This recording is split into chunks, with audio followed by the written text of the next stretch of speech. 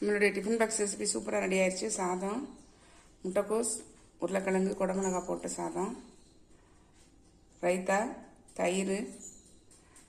காலையில் பிரேக்ஃபாஸ்ட்டுக்கு ராகி உப்புமா சூப்பராக தயாராகிடுச்சு. நம்ம வீட்டு சமையலில் இன்றைக்கி சாதம், முட்டைக்கோஸு, உருளைக்கிழங்கு, குடமிளகா போட்ட ஒரு சாதம், ரைத்தா, தயிர்.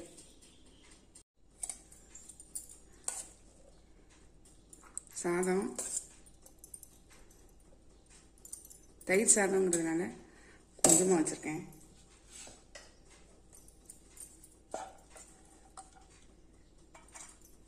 கலவை சாதம். இங்கே பூண்டு வேணாலும் இதில் போட்டுக்கலாம். நான் பூண்டு இதில் சேர்க்கலை. இன்னும் கொஞ்சம் வாசனையாக இருக்கும்.